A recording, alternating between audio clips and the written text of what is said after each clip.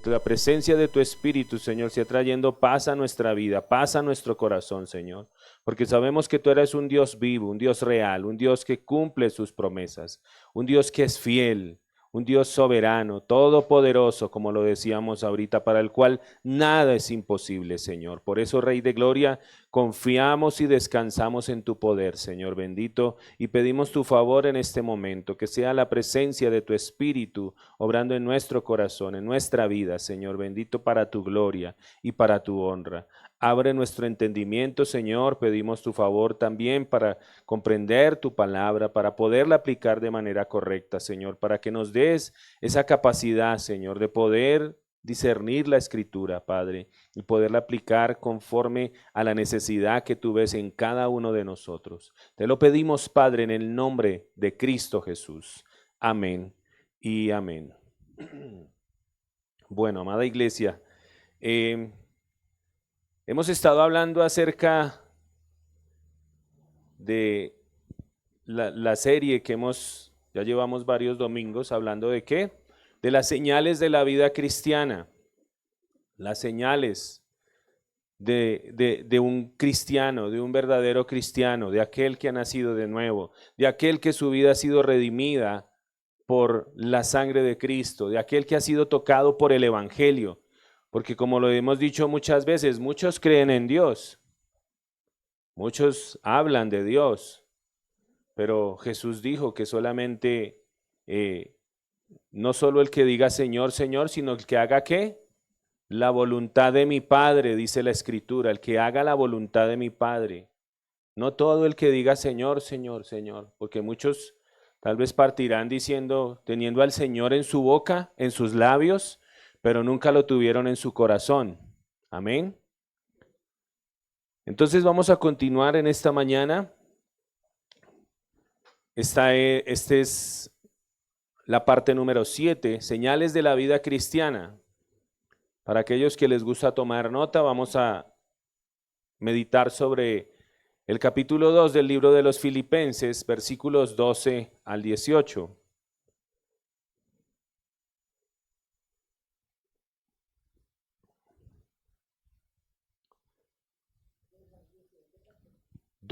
Al 18. Filipenses capítulo 2, versículos 12 al 18.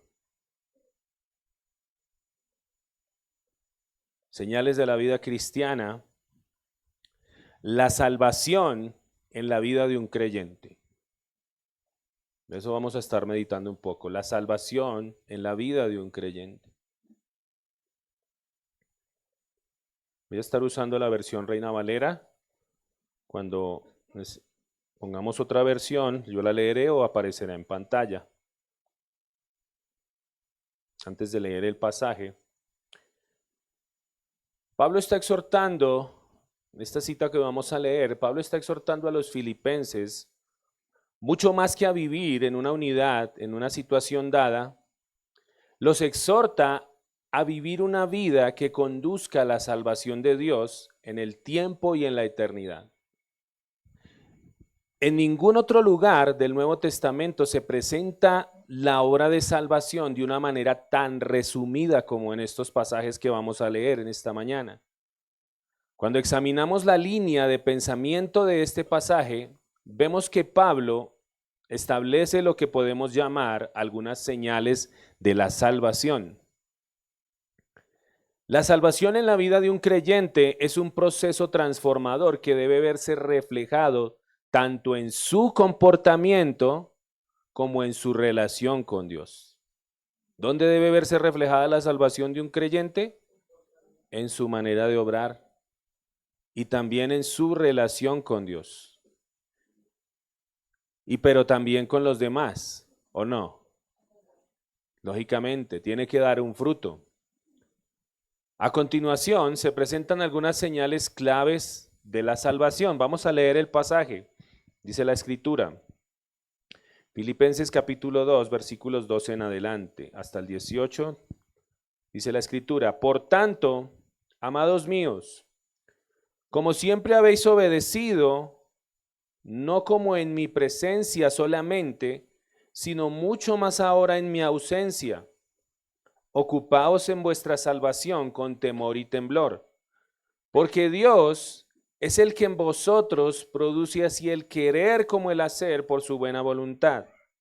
Haced todo sin murmuraciones y contiendas, para que seáis irreprensibles y sencillos hijos de Dios sin mancha en medio de una generación maligna y perversa, en medio de la cual resplandecéis como luminares en el mundo, asidos de la palabra de vida, para que en el día de Cristo yo pueda gloriarme de que no he corrido en vano, ni en vano he trabajado. Y aunque sea derramado en libación sobre el sacrificio y servicio de vuestra fe, me gozo y regocijo con todos vosotros, y asimismo gozaos y regocijaos también vosotros conmigo. Amén. Dice en el versículo 12, en la parte A, dice, por tanto, amados míos, como siempre habéis obedecido,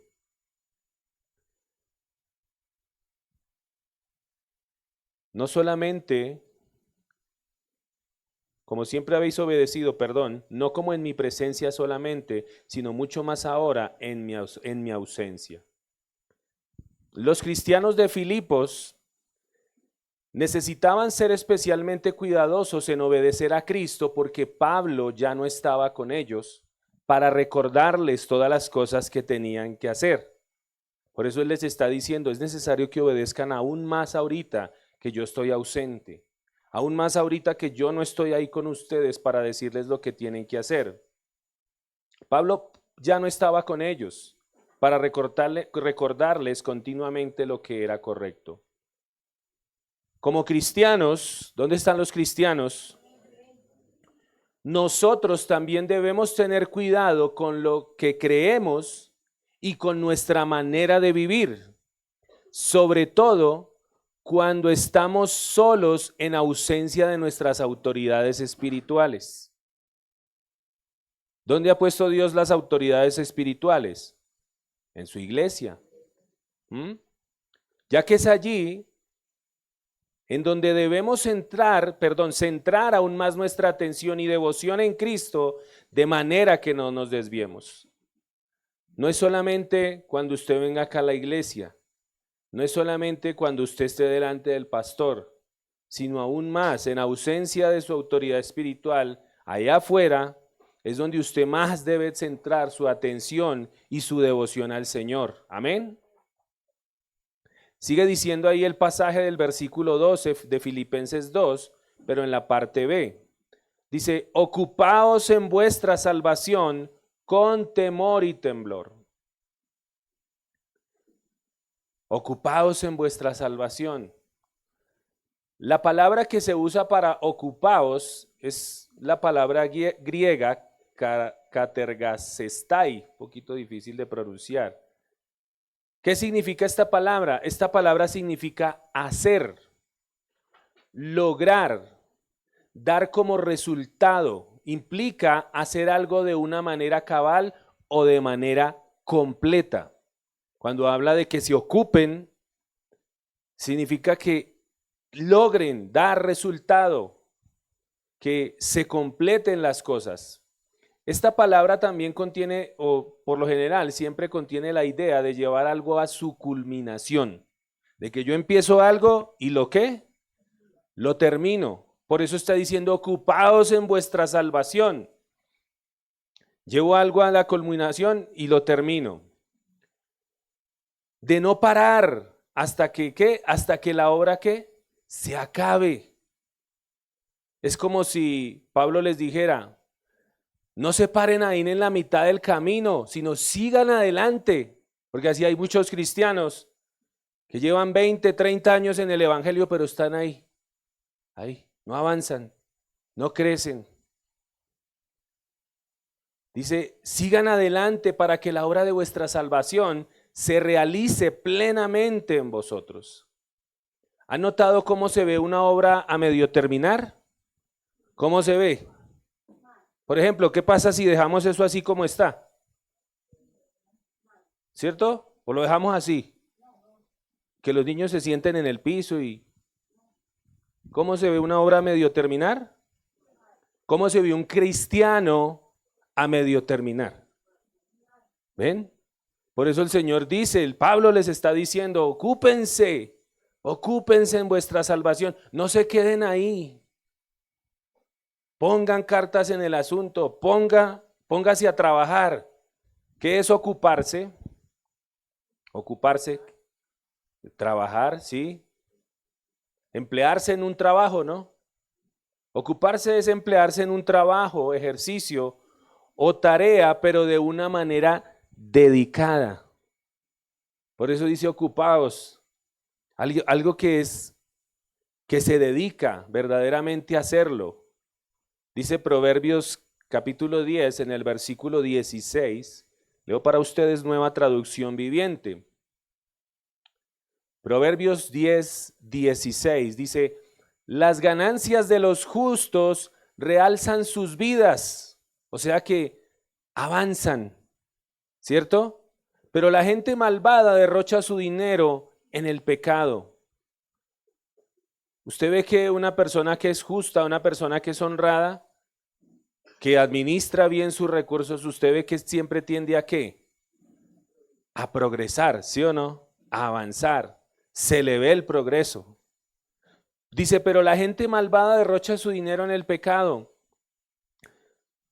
¿Cuántos de nosotros tal vez en nuestra antigua vida, antes de Cristo, toda la semana trabajando y después ir a dejar el sueldo en otro lado? ¿Sí o no? Y no se veía que el avance, siempre igual, siempre lo mismo. No se veía el progreso. Así hay personas que derrochan el fruto de su trabajo y por no ser dedicadas, nunca avanzan en la vida.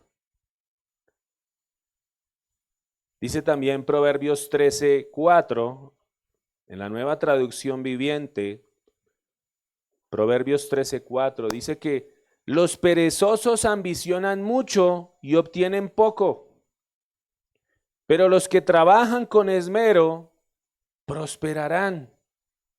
El perezoso sueña con qué, con muchas cosas, pero siempre lo quiere de manera que fácil, ¿sí o no? Pero aquellos que se esfuerzan, los que trabajan con esmero, los que son dedicados, dice que ven el fruto de lo que hacen. Asimismo es con nuestro caminar con el Señor. Si nosotros no somos dedicados, si nosotros somos perezosos y no nos ocupamos en crecer espiritualmente, pues ¿qué va a pasar? No, vamos a obtener poco, no vamos a crecer. Es como los jóvenes llega un tiempo en que tienen que prepararse, ¿no? Que tienen que estudiar, que tienen que formarse, ¿cierto? Pero si en lugar de estudiar o de formarse, se ponen tal vez ahí en el celular todo el día, o jueguitos, o bueno, en fin, cuánta cosa hay para perder el tiempo. ¿Qué va a pasar a la larga? No van a prosperar, no van a ver nada. Lo que sí van a ver es que, ay Dios mío, desperdicié mi tiempo y ahora me toca trabajar y estudiar. Más berraco. ¿Sí o no? Ningún cristiano debería conformarse con nada menos que los beneficios totales del Evangelio. No deberíamos ser conformistas, hablando de nuestra relación con el Señor. Ahí, cristianos ahí a medio hacer, como la obra. Mire la obra que se está haciendo allá. Así se ve un cristiano que no se ocupa en su caminar con el Señor, que no se preocupa por crecer espiritualmente hablando, así como la obra que todos entraron y vieron la obra, sí. Así se ve un cristiano que no se afana, que no se preocupa.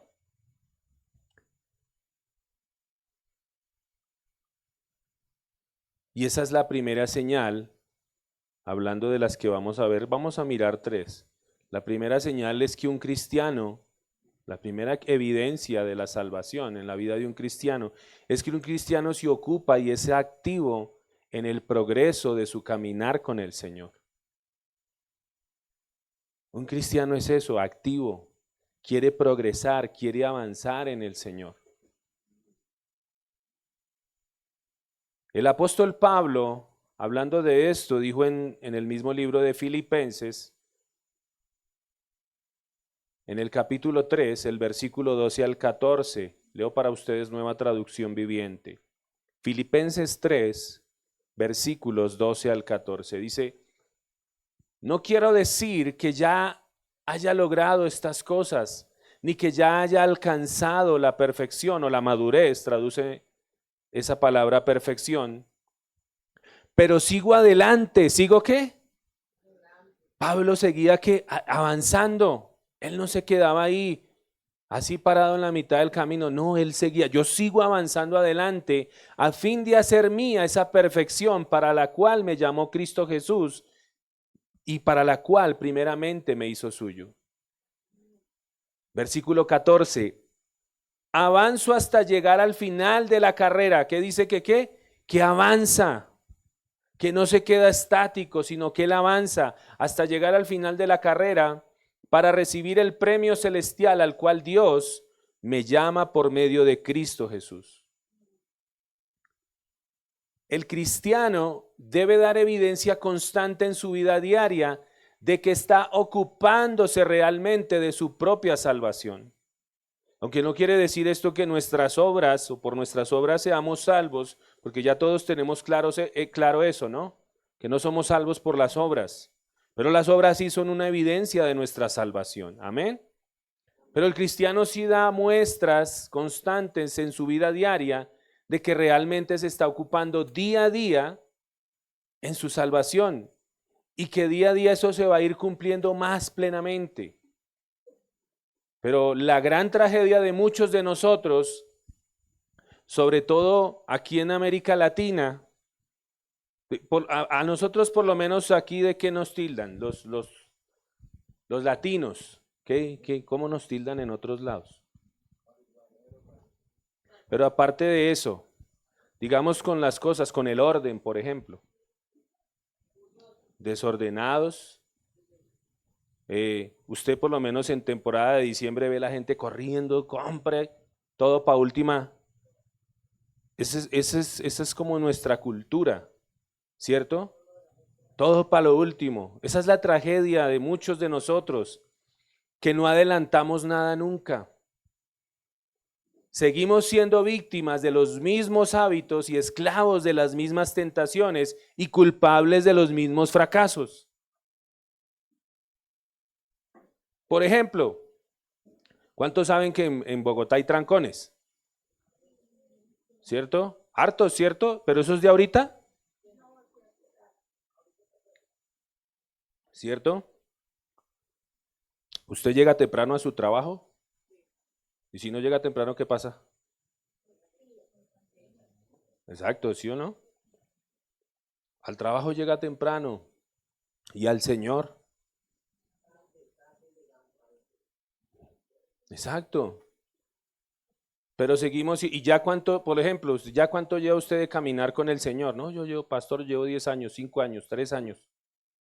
Y usted todavía sigue siendo esclavo de las mismas tentaciones, de los mismos fracasos, de los mismos malos hábitos, ¿cierto?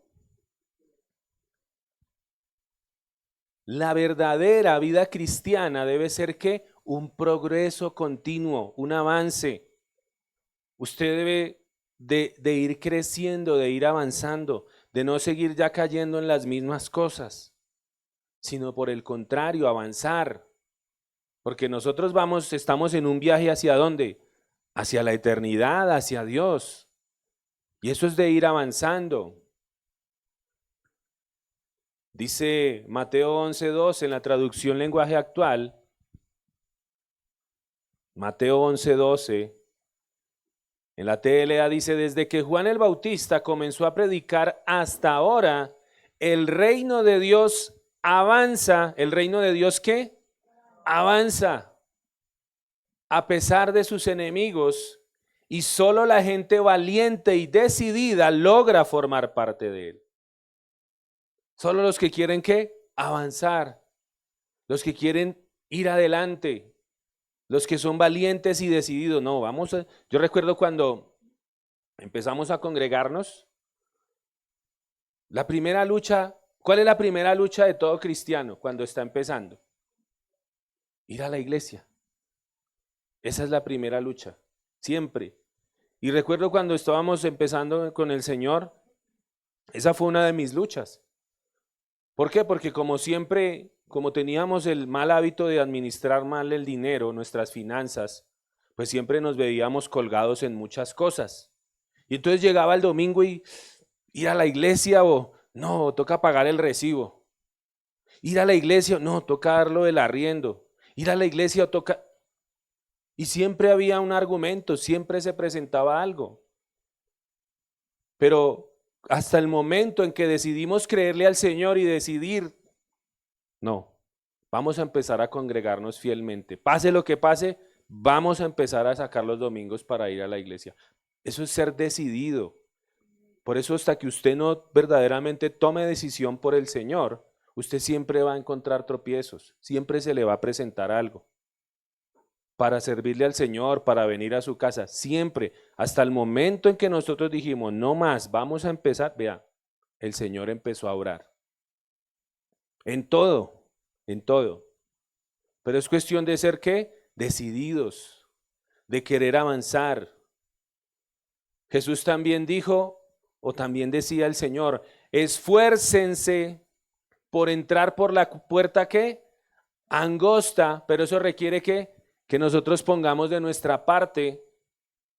Esfuércense por entrar por la puerta angosta del reino de Dios, porque muchos tratarán de entrar, pero fracasarán.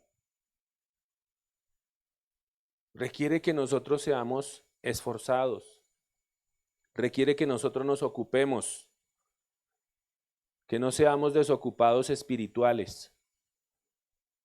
Sigue diciendo el pasaje en la parte B, parte final del versículo de Filipenses 2:12, dice, ocupaos en vuestra salvación con temor y temblor. Esa es la parte final.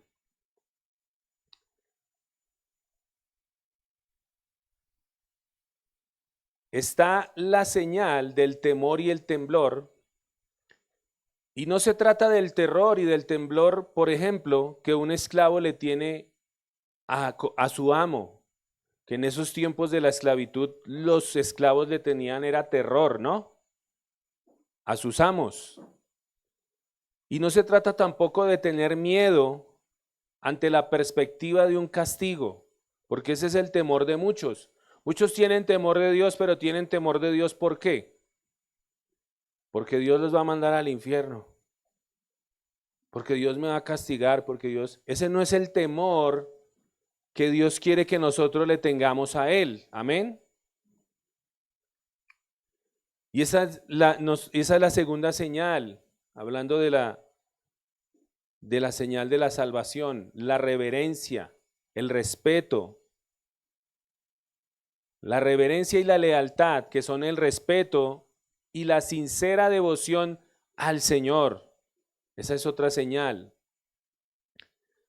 La palabra que se utiliza aquí para temor es la palabra phobos, con PH intermedia, B larga. Esta palabra conlleva la idea de un temor reverente, una reverencia, pero es una reverencia que nos lleva a la adoración. Es ese temor que Dios quiere que tú y yo le tengamos a Él, temor reverente, de respeto, pero que debe llevarnos a ¿qué? A adorarlo con toda nuestra vida. Este temor y temblor proceden de dos cosas. En primer lugar, de un sentimiento de nuestra propia pequeñez comparado con la grandeza de Dios. ¿Usted alguna vez se ha puesto a imaginar cómo es Dios? Así los jóvenes o los niños, ¿cómo es Dios? ¿Nunca se han hecho esa pregunta? ¿Cómo será ver a Dios? ¿De qué color serán los ojos o el cabello? ¿Sí? Pero ese temor viene de ese sentimiento de mirarnos a la grandeza de Dios y a veces también de nuestra propia impotencia para enfrentarnos a la vida. Dice el Salmo 141:3. Mire lo que dice. Leo para ustedes versión Biblia libre. Salmo 141:3 dice que el Señor es grande. ¿El Señor es qué? grande y es digno de suprema alabanza. Muchas veces nosotros decimos, Dios, tú eres digno de alabanza, pero el salmista decía, Señor, tú eres digno de suprema alabanza, de todo lo más excelso, de todo lo más alto, de todo lo mejor. Por eso usted en su caminar con el Señor, examine, ¿qué le da usted al Señor? Por ejemplo, su servicio, ¿cómo es para el Señor? ¿Es supremo? ¿Es excelso? ¿Es grande? ¿O usted le da solamente lo que le sobra al Señor? Hablando de todo ámbito, de tiempo, de recursos, de servicio. Pero dice que el Señor es grande y es digno de suprema alabanza. Y la parte final dice, su grandeza no se puede medir. Hablando de la parte donde se conoce el universo, nuestra Vía Láctea, ya he puesto este ejemplo, es como un puntico azul de estas baldosas, un puntico chiquitico, en medio de todos los puntos que se ven en el piso de estas baldosas. Y la Tierra es el planeta más pequeñito, bueno, creo que hay otro, pero es uno de los más pequeños en el cual nosotros habitamos. Imagínate, si la galaxia donde nosotros estamos, nuestro sistema solar se ve pequeñito así en un punto y todo el resto es el universo, ¿cómo será Dios? Ese temor de nosotros hacia el Señor debe ir de reconocer lo grande que Él es y lo insignificante que somos nosotros delante de Él. Somos muy pequeñitos, somos como nada, somos como un suspiro, decía por ahí el miércoles que estábamos estudiando, somos como neblina, que hoy está y mañana ya no está. No podemos ni siquiera alcanzarnos a imaginar la grandeza de Dios. Él es el único que tiene todo el poder, toda la sabiduría. Él es la fuente de todas las cosas y las creó para su gloria. Por eso, todo depende totalmente de Dios, incluyéndonos a nosotros. Todos dependemos de Dios. Si Dios quitara el oxígeno de la tierra, ¿qué pasaría? No podríamos existir. El temor y el temblor del que Pablo nos está hablando no es el temor y el temblor que nos hace escondernos de Dios, sino más bien el temor y temblor que nos impulsa a arrojarnos en sus brazos con la seguridad de que sin su ayuda no podemos caminar efectivamente en esta vida. Amén. Ese es el temor y el temblor que Él quiere que nosotros tengamos. Señor, yo sin ti no puedo vivir. Señor, yo sin ti no puedo avanzar en esta vida. Señor, sin ti yo no sé cómo caminar en esta vida. A eso se refiere la Escritura cuando nos dice que tengamos temor de Dios.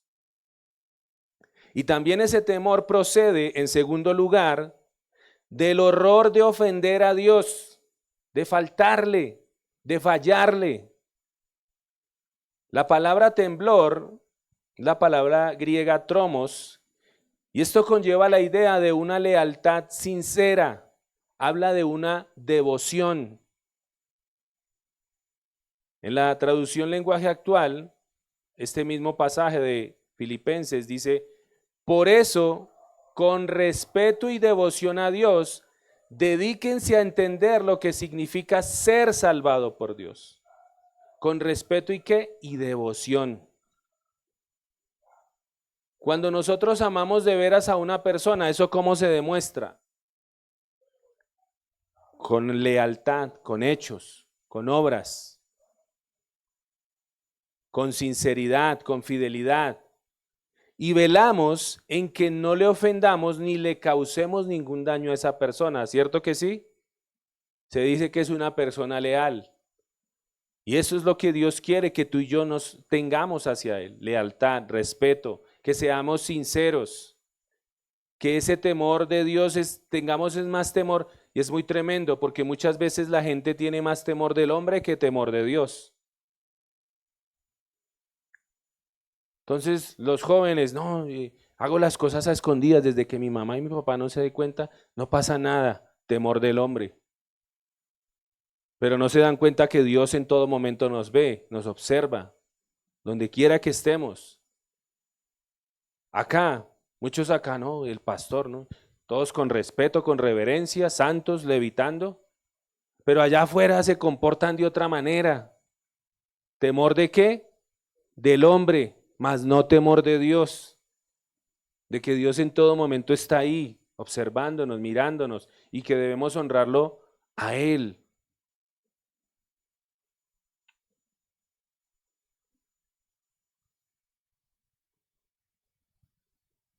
El gran temor del cristiano es el de crucificar a Cristo otra vez.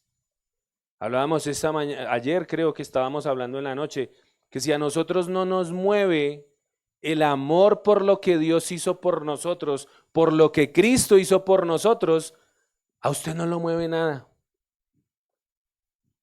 ¿Cuántos saben lo que Cristo hizo por ustedes? ¿Qué hizo Cristo? Decimos dio su vida, pero muchos no saben qué es ese Dios, qué es ese dio su vida. Ese dio su vida fue que a Cristo lo golpearon, le arrancaron la barba a pedazos, lo escupieron, lo abofetearon, lo desnudaron, cogieron con un látigo de puntas y le rasgaron su espalda, y tras del hecho fueron y lo colgaron en un madero, le atravesaron las muñecas, los pies, y se desangró lentamente. Ese es el dio su vida. Si a nosotros no nos mueve eso, créame que no nos mueve nada. Si a nosotros no nos mueve el amor de recordar de lo que Él fue capaz de hacer por amor a nosotros, porque no debía hacerlo, sino por su amor y por su misericordia. Dice Isaías 66, versículos 2 al 3. Desde la parte B dice, Isaías 66, versículos 2 al 3, dice, bendeciré a los que tienen un corazón humilde y arrepentido, a los que tiemblan, o sea, a los que demuestran su fidelidad sincera y devoción ante mi palabra. Pero a los que escogen sus propios caminos y se deleitan en sus pecados detestables, no les aceptaré sus ofrendas. Un arrepentimiento genuino es esencial en la vida de un creyente. Y esto implica reconocer los propios pecados. Eso es señal de arrepentimiento. Porque mucha gente dice allá afuera, yo estoy bien con Dios, pero nunca reconocen sus pecados. ¿Y qué es reconocer? Acercarse para decir, yo necesito cambiar. Yo necesito que Dios transforme mi vida. Eso es arrepentimiento. De resto, como decía, pero a los que siguen sus propios caminos y se deleitan en sus pecados, no les aceptaré sus ofrendas. Usted puede venir aquí, levantar las manos, cantar la canción, pero Dios conoce su corazón. Y Dios sabe si usted verdaderamente se está arrepintiendo de sus pecados o no.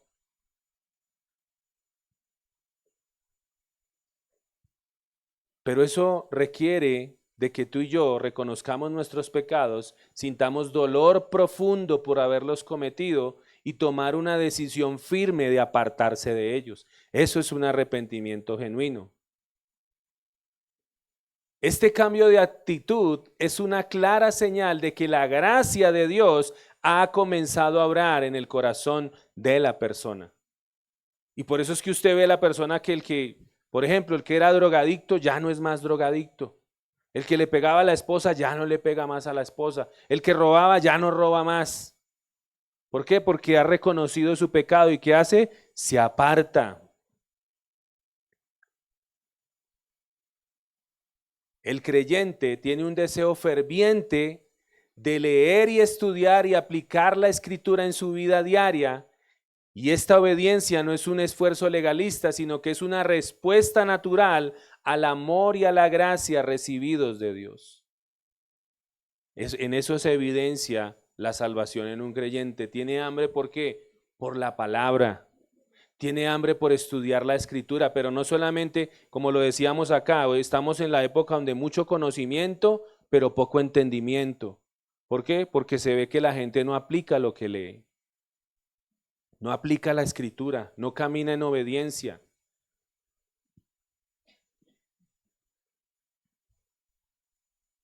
Versículo 15 de Filipenses 2. Dice la Escritura: para que seáis irreprensibles y sencillos, hijos de Dios sin mancha en medio de una generación maligna y perversa, en medio de la cual resplandecéis como luminares en el mundo. Y aquí vemos una tercera señal, que es la señal de la pureza. Los cristianos, como dice ahí en la versión Reina Valera, dice que para que seáis irreprensibles, para que seáis irreprochables, sencillos y sin mancha. Cada una de estas palabras hace a la idea de la pureza cristiana, la pureza que tú y yo debemos tener. La palabra que se traduce aquí como irreprochable es amentos y expresa lo que es el cristiano para el mundo. Su vida es de tal pureza que no hay nadie que pueda encontrar en ella nada que reprochar. Nada de qué tildarlo. A menudo se dice que en los tribunales de justicia los procedimientos, ¿cómo deben ser? Justos, ¿no? Deben ser justos, pero también deben verse justos. El cristiano no solamente debe ser puro, sino que la pureza de su vida debe estar a la vista de todo el que la quiera ver, de todo el que lo quiera. O sea, que cuando la gente examine su vida diga: he aquí un verdadero cristiano. He aquí un verdadero hijo de Dios. De eso se trata cuando habla de la pureza. Continúa diciendo ahí el pasaje de Filipenses, el versículo 15. Dice: para que seáis irreprensibles y sencillos. Esta palabra que se traduce aquí por sencillos expresa lo que el cristiano en sí mismo quiere decir, quiere decir que es puro, que es literalmente sin mezcla, que no es adulterado. Se usa, por ejemplo, por lo general, ¿qué hacen con la leche? ¿Nosotros tomamos leche pura? ¿Por qué saben? Ajá, pero además de eso, ¿qué hacen también? La rinden. Cuando Dios está hablando de que nosotros seamos puros, está hablando de que seamos así como la leche, que seamos pura leche, no rendidos. O como el vino, que el vino también se rendía con agua, ¿no? Que seamos puros, que seamos literalmente sin mezcla. Como creyentes, esto implica que nuestras acciones no son indignas de lo que un cristiano debería ser. Porque nuestro testimonio, tanto en la iglesia como afuera, debe ser ¿cómo? Limpio, puro, igual. ¿Sí? No como lo decía ahorita, cristianos en la iglesia, pero afuera. Oye, ese cristiano es como raro. Está mezclado ese cristiano. Están mezclados porque son supuestos cristianos aquí, apartados en la iglesia, pero afuera están mezclados con lo del mundo. Hablan igual que el mundo, hacen las mismas cosas que el mundo y no se diferencian en nada. Hablan igual que el mundo, se comportan igual que las personas del mundo y no se ve una diferencia en sus vidas. La pureza cristiana debe fluir en una sinceridad total de pensamiento y de carácter.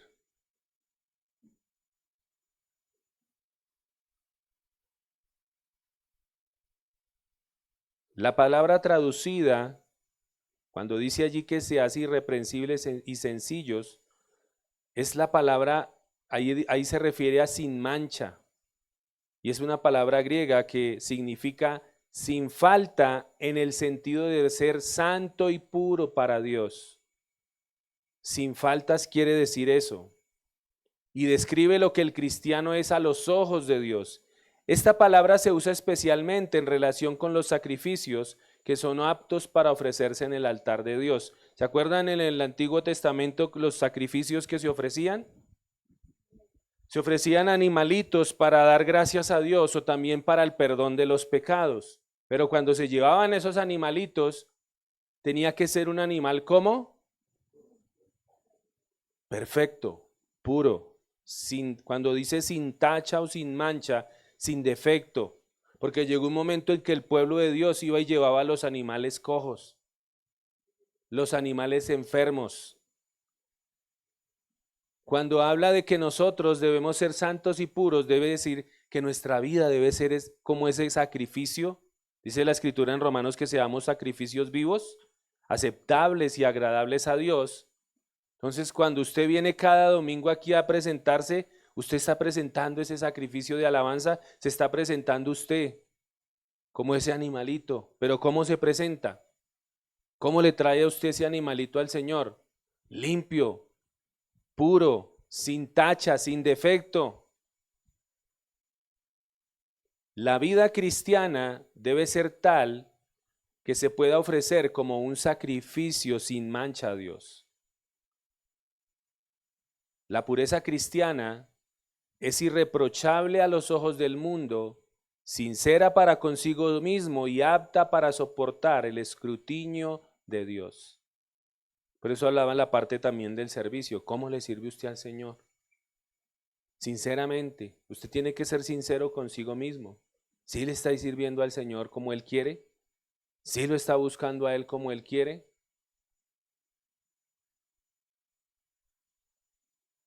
En Tito capítulo 2, versículos 9 al 10, leo en la traducción lenguaje actual, hablando en ese tiempo de los esclavos. Si en ese tiempo se habla de los esclavos, en este tiempo, ¿qué sería? Ya no hay esclavitud, ¿no? Pero ¿qué sería? Empleados, ¿sí? Para este tiempo serían los empleados que sirven a sus jefes. Dice Tito 2, versículos 9 al 10. A los miembros de la iglesia que son esclavos, o entiéndase, empleados, ¿no? Diles que obedezcan siempre a sus amos, o sea, a sus jefes, y que sean amables y no discutan nada. No deben robar, sino ser totalmente honestos. Por eso recordábamos lo del ejemplo de la leche, ¿no? Me hizo acordar ahorita de una historia que contaba un pastor, que había un lechero, y ese lechero era hermoso, era bien presentable. Tanto así que las señoras, cuando el lechero iba a llevar la leche, las señoras lo primero que hacían era arreglarse. Y salían así todas arregladas para el lechero. Y pues los esposos empezaron a darse cuenta y dijeron, tenemos que hacer algo. Tenemos que hacer algo porque les daba miedo que el lechero se les llevara a las esposas. Y resulta que un tiempo acá el lechero empezó a cambiar. Y lo vieron diferente y ya resulta que una señora a la cual él le llevaba la leche se quedó mirándolo y él avergonzado ni siquiera le levantaba la mirada a la señora. Porque el lechero era así todo picaflor, ¿no? Le echaba el cuento a las señoras. Y no, ni siquiera se atrevía a levantar la mirada. Y la señora, pues, como lo vio tan cambiado, una de ellas se le acercó y le dijo, venga, ¿usted qué fue lo que le pasó? Le dijo, no, lo que pasa es que a mí empezaron a compartirme de Cristo, empezaron a compartirme del Evangelio y entonces ya, como Dios entró a mi vida, yo empecé a cambiar. Yo ya no me la paso molestando a las señoras, bueno, en fin. Entonces la señora dijo, oiga, sí, yo sí empecé a notar ese cambio en usted. Incluso empezamos a notar también el cambio en la leche. Hasta la leche sabe mejor, ahora que usted se volvió cristiano. Entonces él avergonzado dijo, bueno, yo tengo que pedirle perdón a todo el pueblo, porque yo tengo que reconocer que yo rendía la leche con agua. Entonces, si cambia el lechero, cambia la leche, tiene que cambiar la leche. Por eso asimismo, nosotros debemos ser puros, sin tacha, sin mancha, Debemos procurar ser sinceros delante del Señor. Dice el pasaje, no deben robar, sino ser totalmente honestos, para que la enseñanza acerca de Dios nuestro Salvador sea hermosa para los demás. Pero ¿cómo nos comportamos tú y yo allá afuera? Porque muchas veces, no, ¿usted es cristiano? No, yo por eso no voy a la iglesia. ¿En serio? Ese es el primer argumento que Satanás le pone a la gente. Dice, sí, yo por eso no voy allá porque eso es un poco de hipócritas, mire. Pero tú y yo debemos esforzarnos por demostrar verdaderamente los frutos de la salvación en nuestra vida. Amén. Estas son algunas de las señales de la salvación, pero atención, todo esto es imposible sin la intervención de Dios. Como hemos dicho, este pasaje presenta perfectamente la obra de la salvación. Dice el versículo 13 de Filipenses 2, el versículo 13, dice, porque Dios es el que en vosotros produce así el querer como el hacer por su buena voluntad. En la traducción lenguaje actual, este mismo pasaje, mire cómo suena. Dice, Dios está obrando entre ustedes, Él despierta en ustedes el deseo de hacer lo que a Él le agrada y les da el poder para hacerlo. Nosotros no podemos vivir la vida cristiana ni hacer ni reflejar los frutos de la salvación por nosotros mismos. Si usted no le entrega su vida al Señor verdaderamente, usted va a seguir igual. Se levanta y se cae, se levanta y se cae, o simplemente cada vez se hunde más en el pecado. Hasta que usted no le entregue su vida al Señor, hasta que usted no le entregue su vida a Cristo, usted no va a poder ver ese fruto de la salvación en su vida. Amén. La salvación es cosa de Dios y es Dios quien la obra en nosotros o quien obra en nosotros el deseo de ser salvos. Es verdad que nuestros corazones están inquietos hasta que encuentran el reposo en Él y también lo que es, como decía Agustín de Hipona, decía que no habríamos podido ni siquiera empezar a buscarle si no fuera porque Él ya nos ha encontrado. No habíamos siquiera, porque ¿cuántos de nosotros buscábamos a Dios? Sinceramente, no lo buscábamos, pero cuando teníamos problemas. O tal vez lo buscábamos a nuestra manera, o como a nosotros nos parece. El deseo de la salvación de Dios no lo alumbra ninguna emoción humana, o sea, no lo obramos nosotros dentro de nosotros mismos, sino que Dios mismo es el que obra esto en nuestro corazón. El principio del proceso de nuestra salvación lo despierta Dios. Él es el que despierta en nosotros ese anhelo. Y la continuación de ese proceso depende ¿de quién? De Dios. Una parte tenemos de responsabilidad nosotros, pero el proceso todo es del Señor. Él es el que hace todo. Dice Juan 3:27, Jesús dijo que nadie puede recibir nada, perdón, no es Jesús, Juan el Bautista, decía que nadie puede recibir nada a menos que Dios se lo conceda desde el cielo.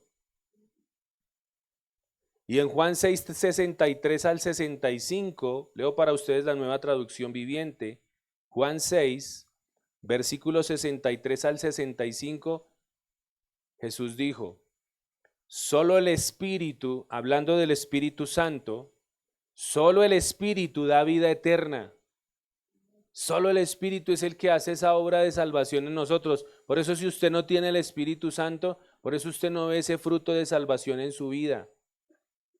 Solo el Espíritu da vida eterna. Los esfuerzos humanos no logran nada. Las palabras que yo les he hablado son espíritu y son vida.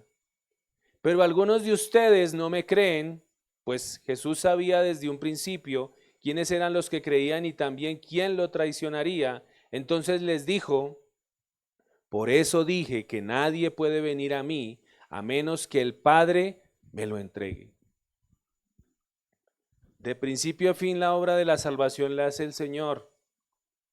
Por eso si Dios no produce ese arrepentimiento en nosotros, nosotros no podemos ir a Cristo. En Romanos 9, versículos 11 al 16 también, en la parte B,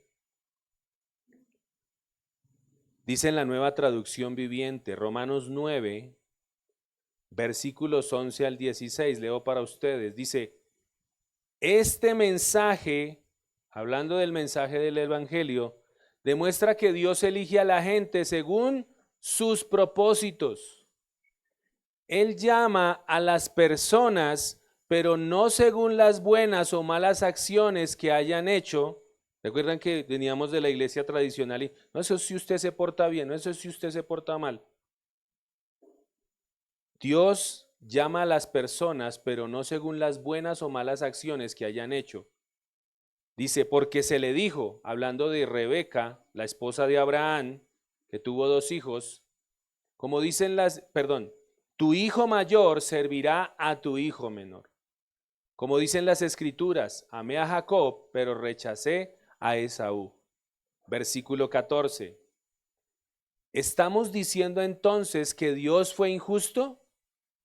Por supuesto que no, pues Dios le dijo a Moisés, tendré misericordia de quien yo quiera y mostraré compasión con quien yo quiera. Por lo tanto, es Dios quien decide tener misericordia, no depende de nuestro deseo ni de nuestro esfuerzo. Por eso es un privilegio cuando Dios nos llama hacia Él. Mire, usted no se imagina el privilegio tan grande que es eso, porque es por su misericordia. ¿Qué es misericordia? Que no merecíamos que Él nos llamara, pero Él le plació, puso sus ojos en ti, en ti, en ti, y te está llamando. Eso es un privilegio que muchos no van a tener y que muchos no tienen ahorita.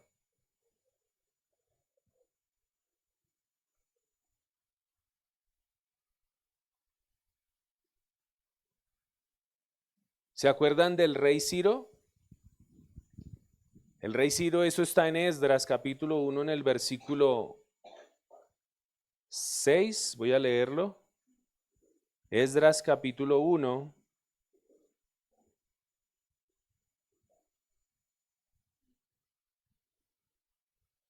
Versículos 1 al 6. Leo la Nueva Traducción Viviente.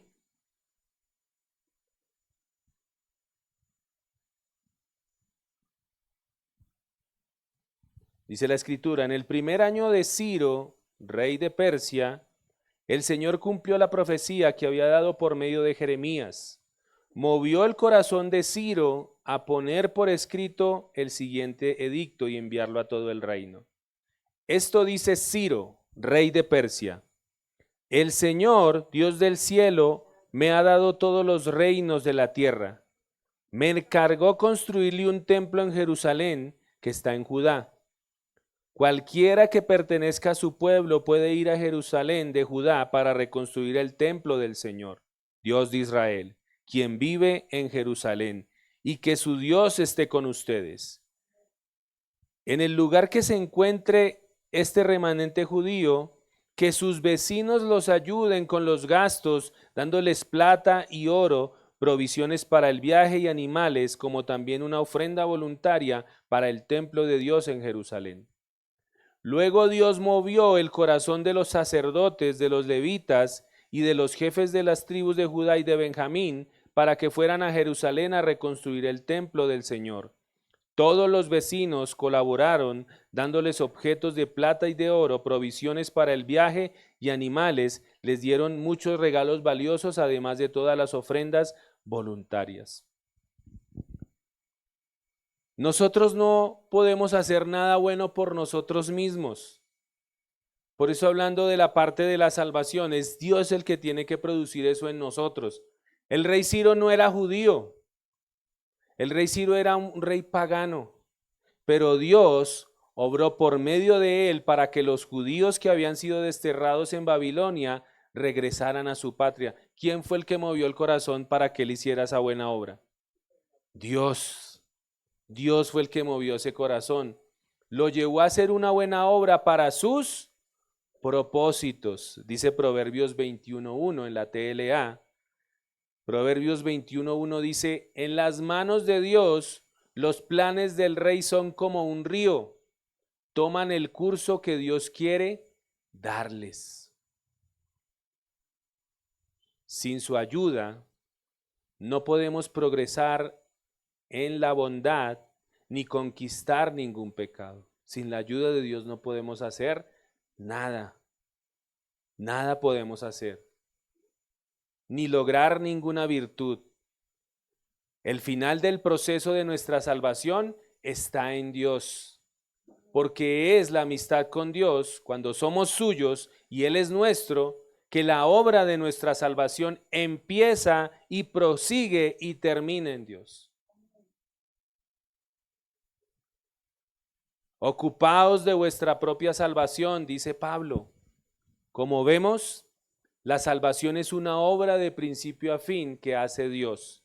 Es un regalo, pero es un hecho que uno tiene que recibir ese regalo. Uno puede estar enfermo y el médico recetarle a usted las medicinas y decirle a usted, usted tiene este mal, pero si él le receta las medicinas y usted no se las toma, él le dice, mire, tómese esto y usted no se lo toma. Así es con la salvación. La salvación es un regalo, pero es necesario que cada uno de nosotros lo reciba. Y al decir que es un regalo, no significa que no costó nada. Que de hecho de eso vamos a hablar ahorita en el discipulado. El hecho de que la salvación sea por gracia y que sea un regalo, no significa que no haya costado nada. Porque costó ¿qué? La sangre y la vida de Jesucristo. Amén. Así sucede con la salvación. Dios nos la ofrece. Dios nos la ofrece. Si no, no lograríamos de ningún modo nada en esta vida. Pero nadie puede recibir la salvación a menos que responda al ofrecimiento de Dios y tome lo que Dios le está dando. No puede haber salvación aparte de Dios, pero lo que Dios ofrece, el ser humano lo tiene que recibir. No es nunca Dios el que retiene la salvación, sino la persona la que se priva de ella. Por eso cuando Dios te llama a congregarte, cuando Dios quiere hacer una obra en ti, Él te está llamando a esa obra de salvación, Él te está dando un regalo, pero depende de ti si lo quieres recibir o no. Amén. Te invito a que se ponga sobre sus pies.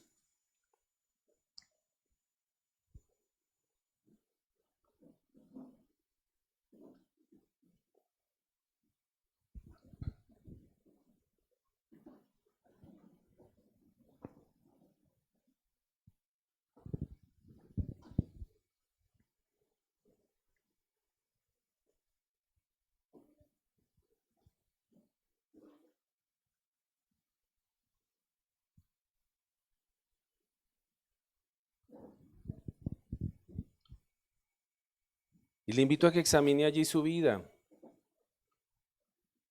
Si como lo decíamos, usted es un cristiano como esa obra a medio hacer. Si lleva años y años en Cristo y usted no ha avanzado, usted no ha crecido. Si usted verdaderamente no se está ocupando, y recuerde que ocupar es esforzarse en un trabajo, ejercicio o tarea, pero con dedicación. Si usted verdaderamente se está dedicando a lo que Dios quiere hacer en usted. Hablábamos aquí de que cuántos amábamos al Señor y que cuando uno ama verdaderamente, ¿qué? Prioriza. Cuando uno ama hacer algo, no les carga. No les carga congregarse, no les carga orar, no les carga leer la escritura, no les carga servir al Señor. Entonces, hablando de la salvación, ¿verdaderamente usted evidencia eso en su vida? ¿Usted está avanzando en el Señor? Y si usted todavía tiene dudas de su salvación, la salvación es un regalo. pero necesita que usted reciba ese regalo.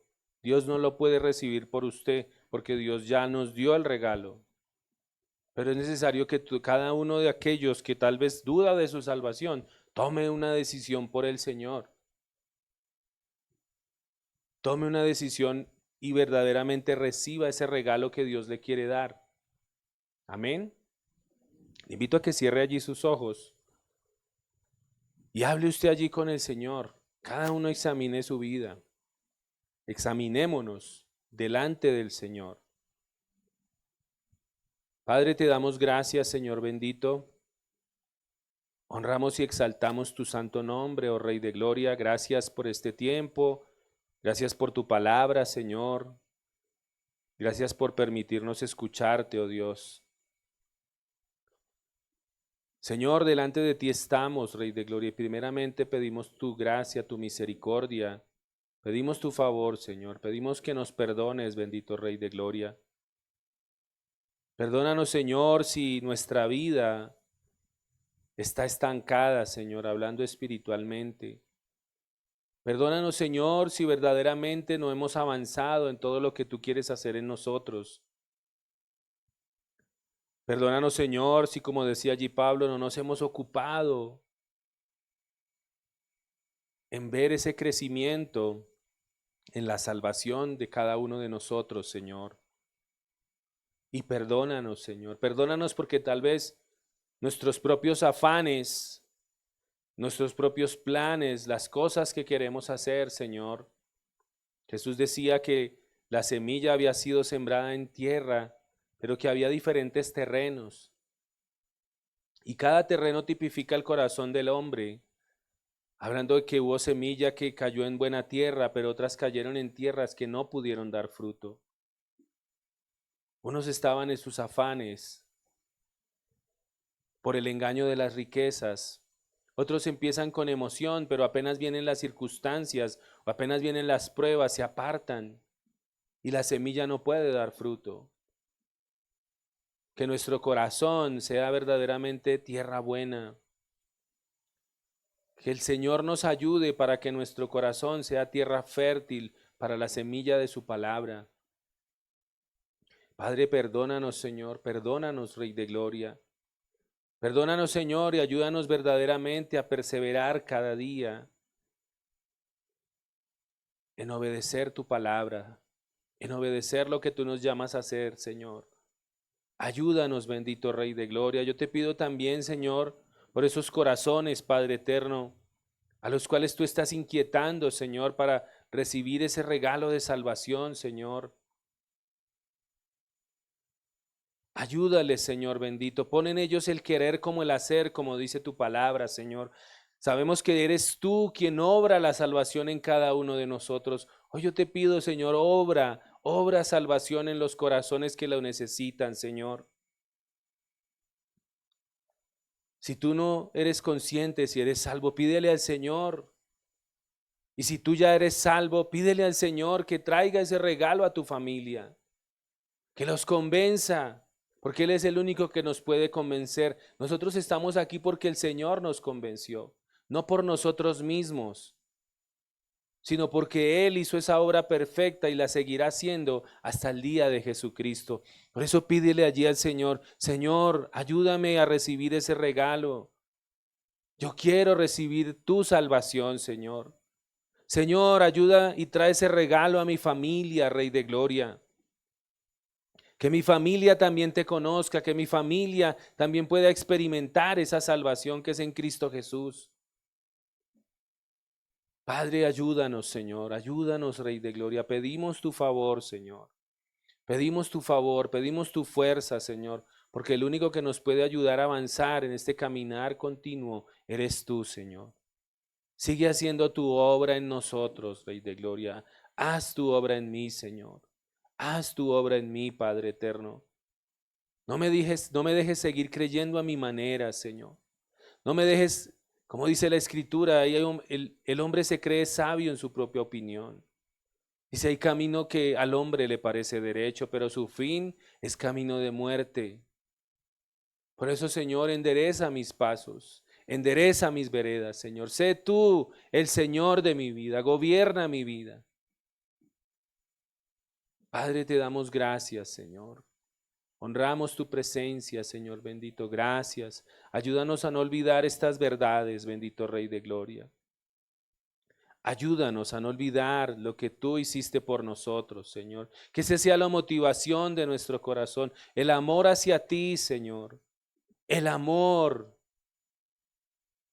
Porque podemos hacer muchas cosas, pero si no hay amor en nuestro corazón, dice la Escritura, somos como címbalo que retiña, que resuena. Por eso, Señor, ayúdanos, Padre eterno. Oh Rey de Gloria, te bendecimos en esta mañana, bendecimos tu santo nombre, y todo honor y toda gloria son para ti, Padre eterno. Aleluya, aleluya. Damos gracias al Señor. Si quiere, dele fuerte aplauso, por favor. Gracias, Señor. Gracias, Padre Santo, te honramos, te bendecimos. Todo honor y toda gloria es para ti, Jesús. Gracias, gracias, Señor. Aleluya. Aleluya. Los invito a que sigamos honrando al Señor con aquello que usted haya dispuesto. Conforme al Señor le haya prosperado, hágalo voluntariamente, hágalo de corazón como para el Señor. Porque todo le pertenece al Señor, ¿no? Hablábamos de la mayordomía. ¿De quién es todo? Del Señor. Nosotros solo somos ¿qué? Administradores. Administradores. Hablábamos del rey Ciro. Qué tremendo, ¿no? Cómo Dios usó al rey Ciro, un impío, para bendecir a su pueblo. El pueblo estaba cautivo en Babilonia y él les dio todo para que se pudieran ir para su tierra. Ellos no tenían nada, o como cuando salieron de Egipto, ¿sí recuerdan? Que Dios puso en el corazón de los egipcios que les dieran ¿qué? Vestidos y joyas, y ellos salieron con muchas cosas. Por eso decimos que todo le pertenece al Señor. Así que los animo a que le crean al Señor, sobre todo en esta parte, que a veces cuesta, a veces viene el enemigo y nos pone argumentos, no, eso no de, o no, es que tengo tal necesidad, claro, tenemos que dar con un equilibrio, pero cuando yo decido serle fiel al Señor, Dios se manifiesta. Recuerdo cuando hicimos el llamado en diciembre, que ¿se acuerdan que hicimos el llamado para la ofrenda? ¿Y para qué era la ofrenda? Para los trabajos que se iban a empezar a hacer. Y yo les decía que el Señor inclusive si el Señor le place a usar a una persona inconversa, Él la usa. Y ve, ahí está la provisión que trajo el Señor. Usó inconversos. Entonces me recuerda lo del rey Ciro. Un inconverso para bendecir su casa, para bendecir su obra, para bendecir a su pueblo. Entonces los animo, sean fieles al Señor en esa área. Decida usted serle fiel al Señor y va a ver la gloria de Dios, cómo se manifiesta. Me acuerdo una vez también, en la iglesia donde nos congregábamos, tenía yo el dinero de la ofrenda, lo del Señor. Y ese día estábamos pasando por las duras y las maduras, y yo tenía el deseo de ir a llevar a mi esposa y a mis hijos a comer algo, recuerdo. Y yo estaba en la lucha ahí, ¿será que doy? ¿Será que sí, Señor? Pero es que yo quiero. Y no lo di. Y el Señor estaba ahí mirando mi corazón. Y nunca se me olvida. Y bueno, finalmente no pasé. Y yo dije, bueno, ya no. Cuando se acerca un hermano y me da la mano y me dice, tome, varón, esto se lo envía al Señor para que vaya y lleve a comer a su esposa. Ahí me cacheteó el Señor. Porque así fue literal. Pero yo estaba en la lucha. Entonces no deje que el enemigo le llene de argumentos. Usted no se llene de argumentos. Séale fiel al Señor. El Señor es el dueño de todo. Él provee. Él bendice. Él usará a la persona que tenga que usar para bendecir nuestra vida. Pero nosotros debemos serle fieles al Señor. Porque Él quiere que su obra avance, que el Evangelio avance. Amén.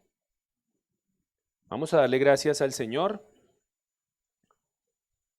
Y con esto quedamos despedidos. Les recuerdo nuestros próximos servicios, los anuncios, casi se me olvida. ¿Todos estamos preparados para el ayuno?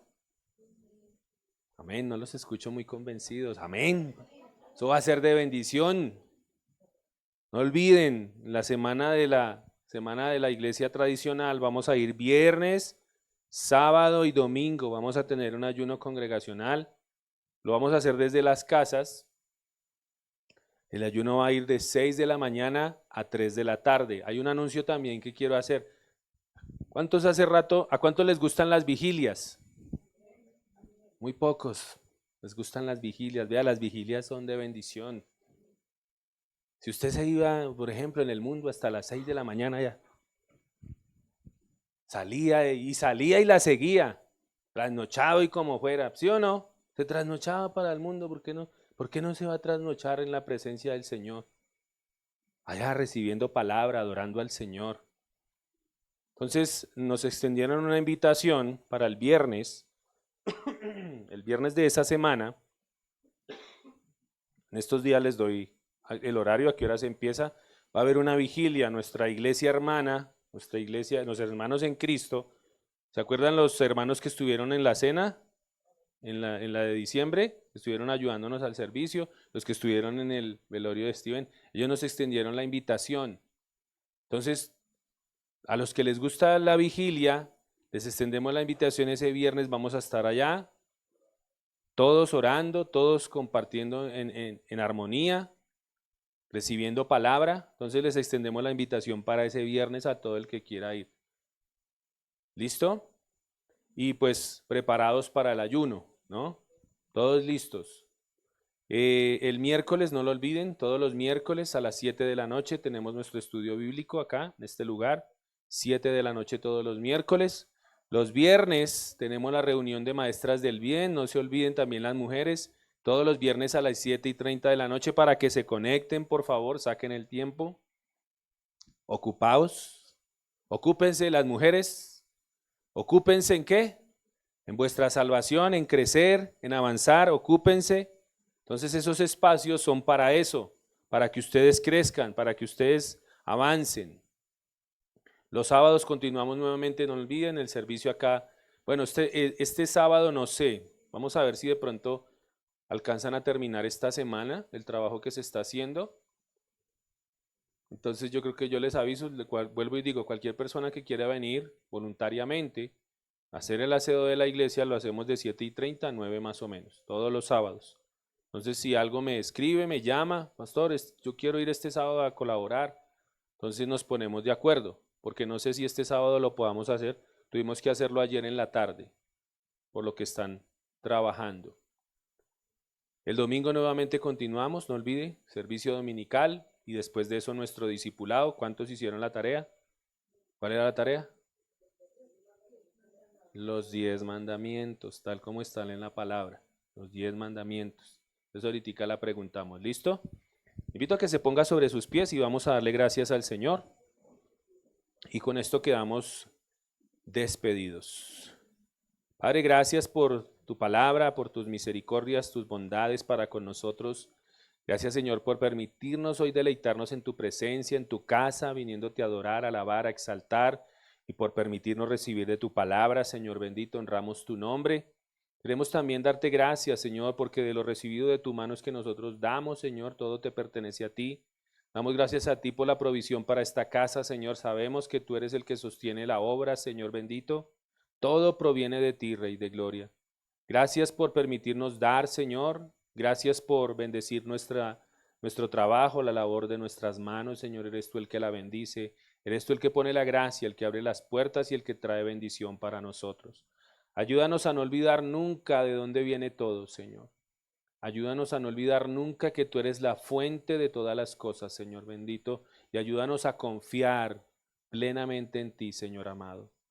Te doy gracias, bendito Padre. Bendigo la vida de cada persona que, Señor, tú has usado para bendecir esta obra, Señor, de manera directa o indirecta, Señor. Gracias, Padre, porque eres tú, Señor. Yo veo tu mano allí y también te pido por cada una de esas personas que bendigas sus vidas, Señor. Principalmente con el regalo de la salvación a aquellos que no te conocen, Señor. Gracias, bendito Dios y Padre. Honramos y exaltamos tu santo nombre, en el nombre de Cristo Jesús. Amén y amén. Saludo a las personas que se conectaron, el Señor les bendiga. Nos vemos nuevamente el miércoles a las 7 de la noche. Un abrazo, bendiciones.